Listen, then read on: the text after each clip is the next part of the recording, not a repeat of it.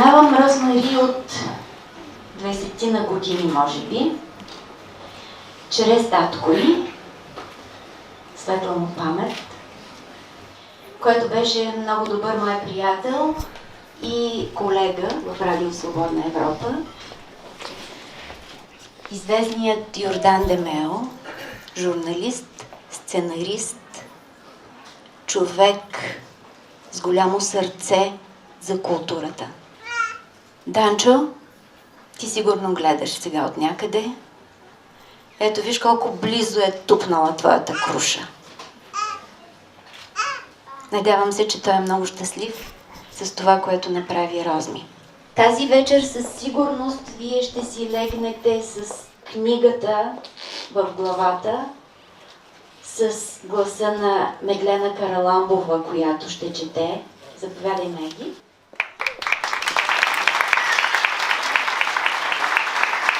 Която към края на вечерта ще прочете нейни любими откази. Защо Меглена всъщност? Защо Меглена? Не знам дали ще ми повярвате, но в моята кола са всички приказки на Балкан Тон. Аз ги знам наизуст. Може някой, който има кораж да ме препита. Наистина ги знам наизуст. И за мен това е най-великият глас. Когато аз преживявах едни тежки кризи в Италия, съм слушала нейния глас, който разказваше и Джуджето Дългоноско. И когато някой трябваше да... Когато се замислих кой да чете, просто нямаше друг глас. Не я познавах. Обадих и се, помолих я, видяхме се и се разбрахме. И тя беше първият човек, който ми се обади, за да ми каже, че съм написала голям сценарий.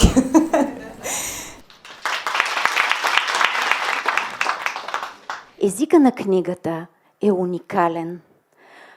Мисля, че от Йордан Йовков не съм чела толкова плътен, сочен и красив език.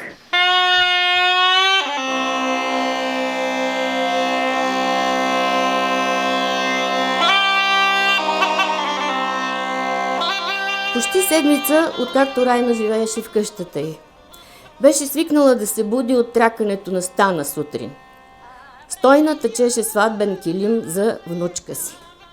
Докато Райна си правеше кафето, тракането изведнъж спря. Услуша се, слезе тихо долу и видя бабата да стои с ръце отпуснати в скута. Защо спря? Попита я Райна. За да видя шарката. Нали я гледаш през цялото време, докато тъчеш? Гледаме, защото броя стъпките. За да я видя, трябва да спра. Седяха си и се взираха в багрите. После Стойна стана, отвори вратата, прекоси двора и се изгуби през портата.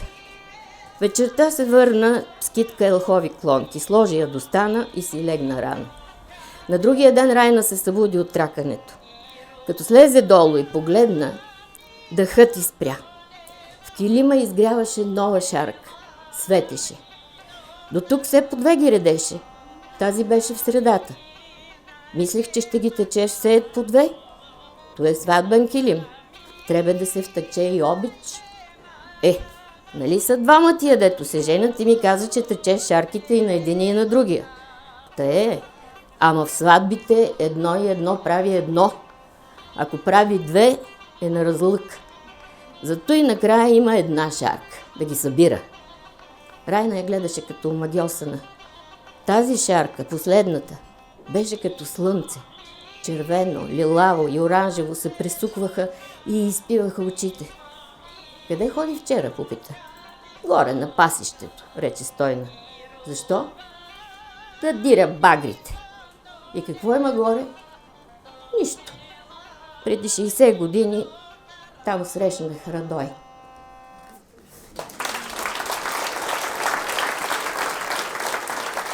Тази книга съм написала за 2 лета и за общо 4 месеца. Но тя се пише много отдавна и се написа сама. Сега ще ми зададат всякакви идиотски въпроси за моето вдъхновение. Да ви кажа как работи. Димитър от село Ситово ми подари една коса. Косата е селскостопански уред. С нея се коси. и ме научи как да кося. Добра съм. Когато аз хванах косата и тя мене, написах тая книга. Това му се вика вдъхновение. Нищо друго не се е случило. Плевих на Галя двора. Истината е в земята. Твърде много земя ми мина през ръцете това лято, за да успея да довърша тази книга. И твърде много неща се случиха. Сега, тази книга я написа магията и я написа Корена. Когато книгата излезе от моите ръце и влезе в ръцете на дизайн и предпечат, думите се опънаха за последно. Случиха се доста съкатлъци, за ужас на предпечата и дизайна, за мен едни невероятни знаци. Последното нещо, което се случи, беше, че когато най-после файла ми ряса и аз го отворих, за да го проверя за последно, всяка една дума слънце в моята книга биде с главна буква. Това за мен беше голям знак, но питайте предпечата. Много им дойде. Книгата трябваше да излезе в понеделника, който мина. В петък, когато мощите на Климент Охридски бяха в София, и за мен това е голям българин, с голяма следа оставил, и аз вярвам, че този човек всъщност създаде кирилицата. Тогава аз последно си нарекох книгата ми да излезе сега. След половин час ми се обадиха от печатницата и 10 минути преди да я затворят, аз успях да взема 500 бройки от моята книга на този ден. И това ми беше последната благословия. И после се затърколи. Никой не вярваше, че ще стане това. Аз вярвах, ма не съвсем. Владо от Пловдив ми се скара, деси бре, той е виновен за всичко, защото разбра колко книги са напечатани и каза, че те ще свършат. Аз и на него му теглих една майна, те свършиха. Сега, никога не съм била част от ничия гилдия. На времето не станах част от актьорската, обещавам да не стана част от писателската. Не ме кефи, не харесвам това. Все пак трябвало, като човек издаде книга, някой да кажел 2 думи. Трябвало да е писател, критик, от литературния свят човек да се изкажел. Какви ще ли да са официалните гости? Много ме бяха хванали дяволите. Аз исках моят човек да е Валя Балканска и само тя да прочете книгата и тя да каже 2 думи за нея. И след като дълго ми обясняваха, че не е лесно да намеря аз Валя Балканска, аз успях да докопвам домашния телефон, да я чуя и да проведа един разговор с едно спознавам от 20 години.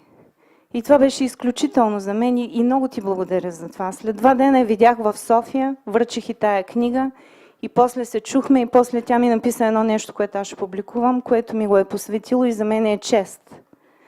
Другото нещо, с което прекалих, беше това, че казах, че Антон Дончев искам да прочете моята книга. Знаете ли кой е Антон Дончев? Видях се с него преди 1 седмица. След тежък дебат 3 часов, той каза, ще прочета тая книга въпреки тежкият ти характер, мамка му, по всяка вероятност заради него. Когато вчера той ми се обади и ми каза едни думи, които аз няма да си позволя да повторя, защото е негово право да ми разреши, аз ще се блъсна да се нанижа в един джип. Слава Богу, това не се случи, но това беше огромно признание за мен.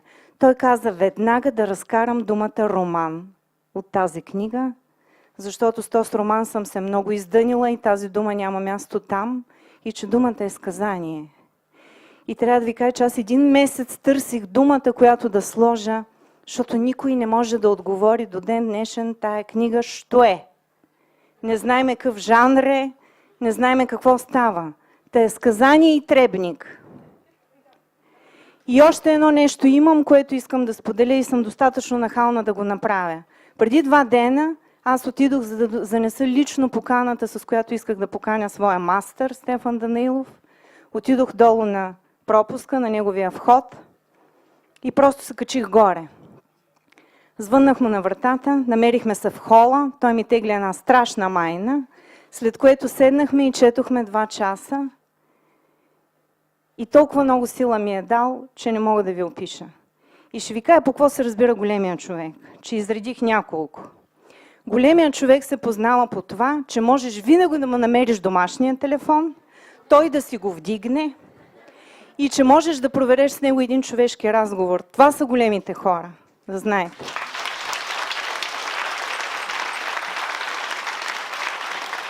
Това лято имах план. За първи път.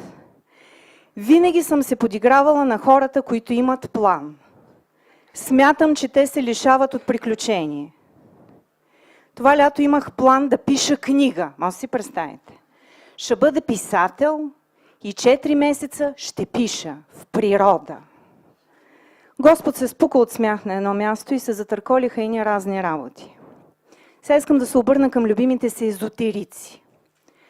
В момент, в който се случват едни тежки неща, обикновено езотерика си казва: аха, знак, нещо ме спира, дай да го чуя, не е на добре. Е добре да не го правя, съдбата ми дава знак. Да ви кажа, че има възможност втора.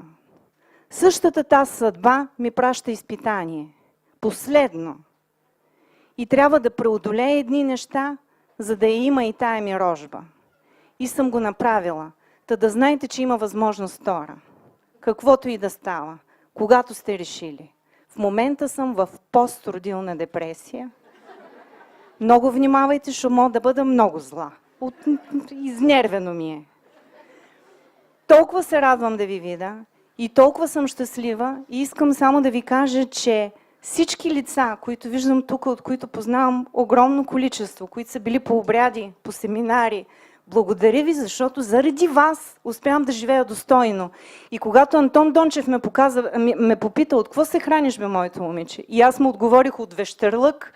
Бях права. И ви благодаря. По стария закон, като вземеш нещо, трябва да платиш. Ти какво плати? Ма честно. Няма да му отговоря. И още плащам. Трябва ли човек да си плаща задължително за доброто в живота? Не правете непоискано добро, честно. Знам на някой как им звучи. Наистина има един закон. Наистина човек трябва да поиска и човек трябва да даде. Иначе не сработва. Има едно нещо, му се вика равновесие. Знаете ли в какво не вярвам? Не вярвам, че има любящ Бог. Няма такъв. Има равновесие. Има една сила, която се грижи празно да няма. И тя не е по нашия аршин. Доброто и лошото е човешко понятие. Бог не люби никого. Иначе няма хора да измрат във война и при земетресение. Той се грижи да го има равновесието и българина винаги е знаел и винаги е вярвал в това. Винаги! И винаги е познавал равновесието. И зато и старата вяра е жива, защото е много жилава, защото е истинска. И затова я има и до днес. Ти така сега с тази книга, като го наричаш този български народ с разни неща, питали го искали? Как го попита? Никога не наричам българския народ. Ако аз наричам българския народ, значи верно да приема, че той е паство. Църквата благославя българския народ, защото вярва, че той е стадо. И е така един организъм. Никога не си позволявам да нарека българския народ. Позволявам си да нарека единствено хора, които са пожелали и които на всичкото отгоре са доказали, че има достатъчно кураж и сила да дойдат на наричане. И тези, които са били на обряд, знаят даже, че не наричам аз. Че единствената ми работа е да им изкарам джигеря на тези хора, за да си се нарекат сами, за да дадат име на радостта си и да си я призоват. Не наричам никого. Никого. Никого без да е пожелал. За това, че искаш това, което имаш. За това, че щедро раздаваш любов, знания, опит и грижа. За това, че реагираш с любов при трудни обстоятелства. Правиш го. За това, че се умяваш да си почтен човек в непочтенни времена. За това, че никога няма да изречеш думите трябваше да бях, да можех да... За това, че имаш смелостта да изявиш извиращото от теб, за да влезе в света. За всичко това благодаря, Розмари. Аз съм човек на дългия път. Много хора вече знаят и аз съм разказвала тази история. Аз трябваше да се махна от България, наистина, да отида на майната си, не чак толкова, за да ме дръпне корена ми и да разбера, че въпреки, че съм Розмари Демео, и това е истинското ми име, че имам български корен и работата ми е тук и мястото ми е тук и че ако остана на друго място ще умра. Това е. И моето вдъхновение е тук. Ама на тая земя.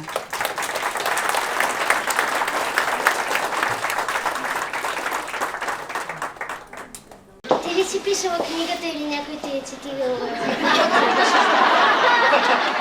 Не! Не съм аз. Между другото, това е изключително смислен въпрос. Не съм писала аз книгата. Езотериците. Аз съм канал.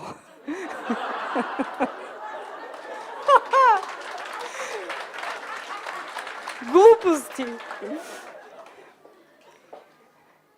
Книгата е написа корена. Наистина. Наистина. Няма как без земята тая книга да бъде написана. Аз чух думите.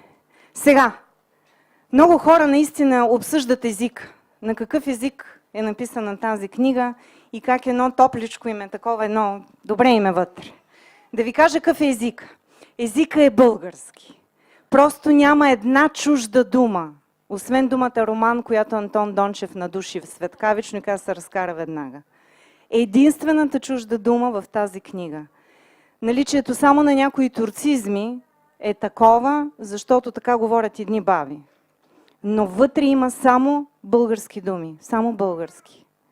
Аз говоря малко по-различен език и искам да ви кажа, че аз много, аз не съм откърмена с българщина, в смисъла, в който ще намерите тази книга. И доста от семейството ми смята, че съм мръднала. Може и да се прави, за никой това не е понятно. Това не е мое наследство. Няма нищо общо с онова, което съм била.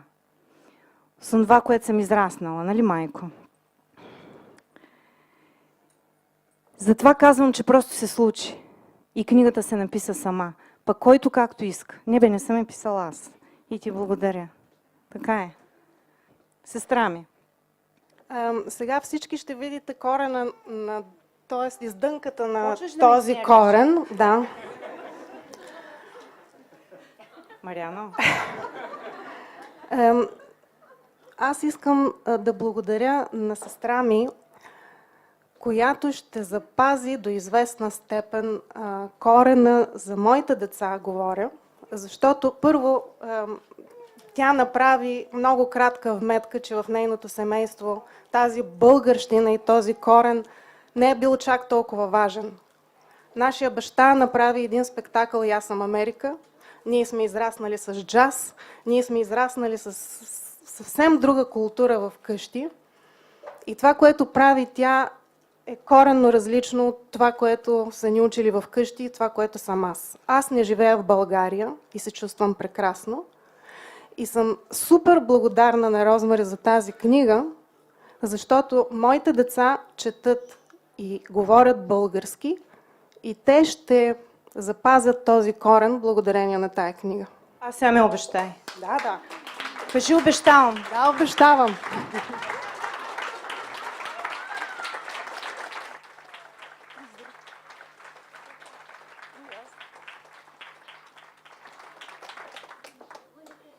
Край, това е. Който е питал. Какво? Кажи бе, мой човек. Кажи. Наистина ли тя ти е сестра? Мариана, наистина ли си ми сестра? Окей. Сега има едно много важно нещо, което аз да не пропусна. Ще благодаря. Сега. Благодаря на сина ми. Що сме минали през едни катаклизми, е станал най-добрият ми приятел. Имам най-прекрасния син на света. На всичкото отгоре съм почнала да го питам за разни работи и той ми казва. И му благодаря. Благодаря на Валентин, с който разбрах какво значи да намеря сродната си душа и да знам, че ще умра с него. Пожелавам ви го на всичките.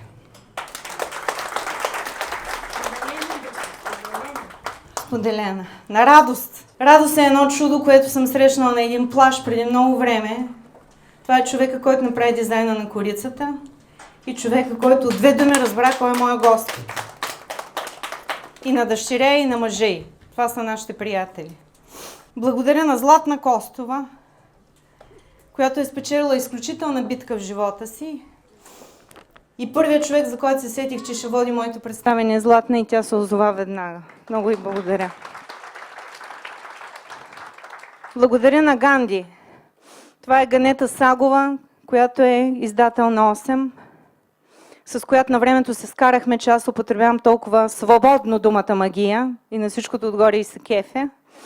И въпреки всичко си стиснахме ръцете и аз публикувах 1 година в 8 и тя се издаде книгата с мен. И на Диди от списание 8, която обозда абсолютната ми лудост преди последните 2 дни, иначе не знам какво щяхме да правим.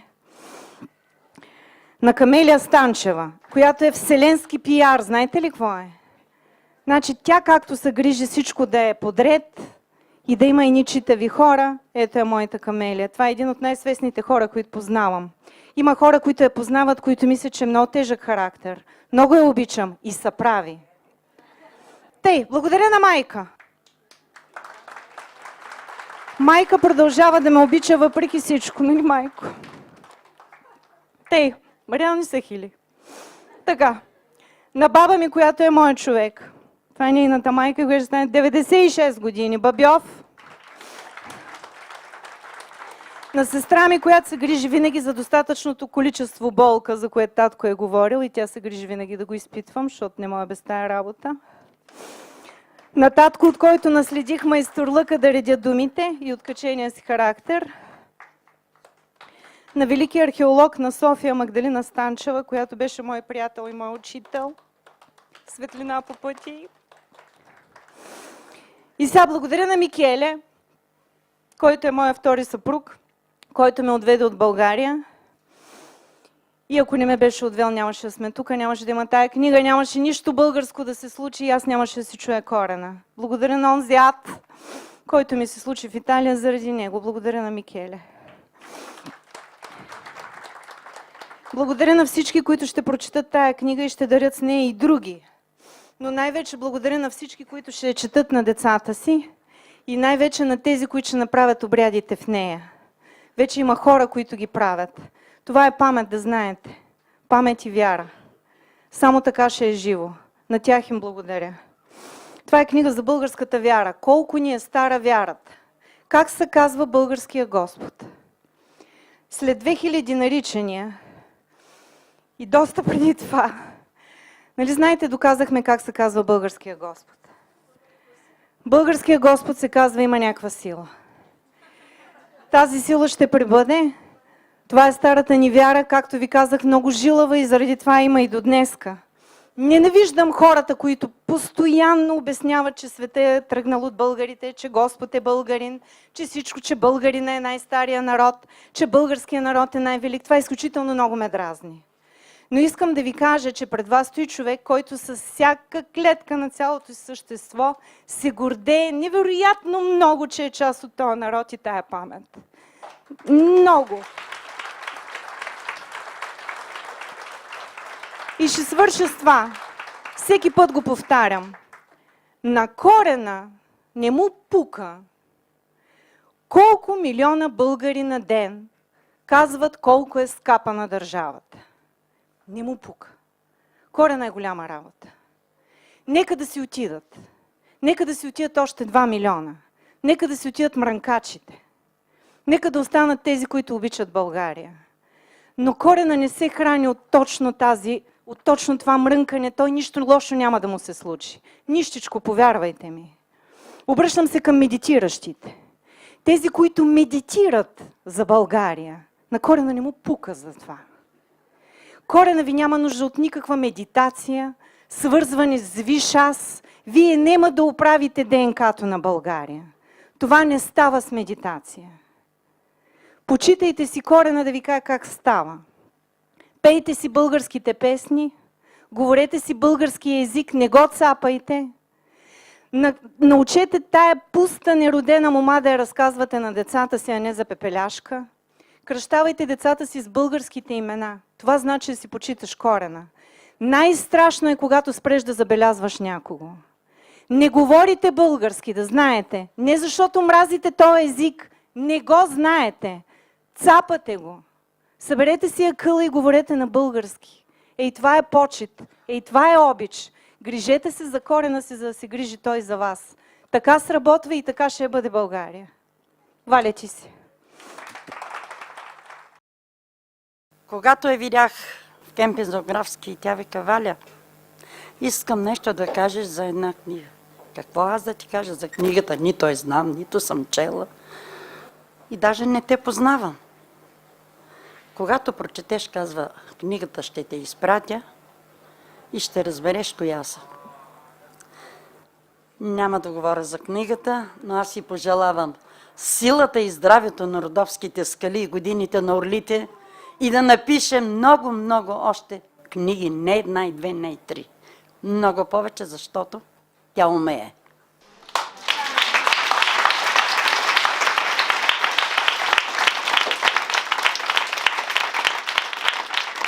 Сега това е ясно, че мен тук не са ме викнали да говоря. Обаче, за мен едно е ясно. Че наистина корените български ще пребъдат.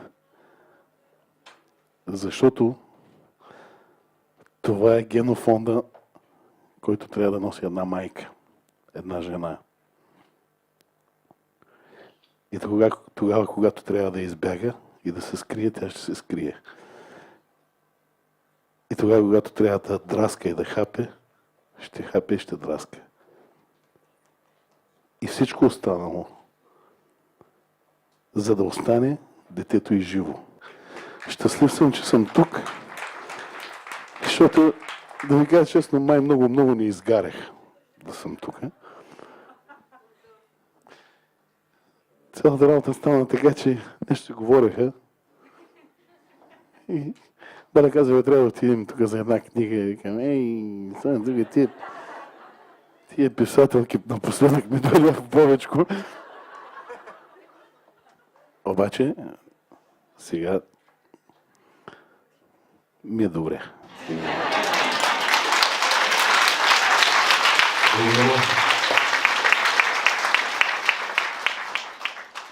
Нека следващата песен бъде специално за сина на Розмари, за неговия баща и за нейните най-близки хора.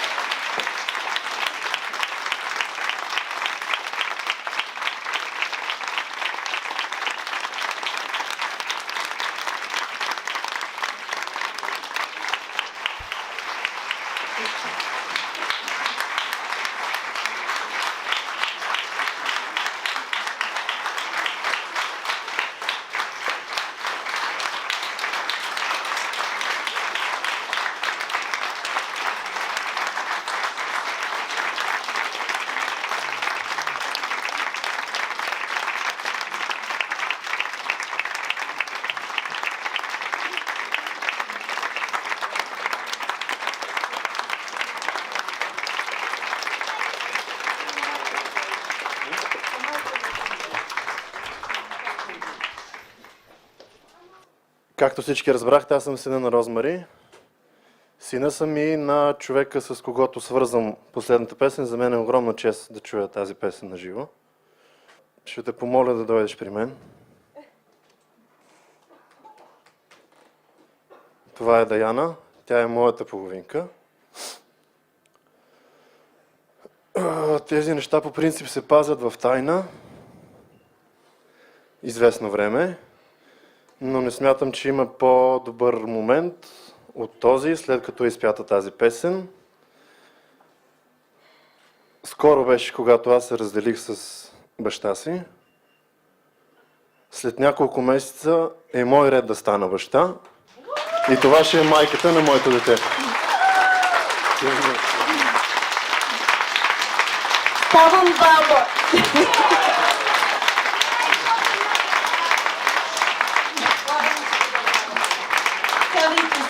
Майка става прабаба.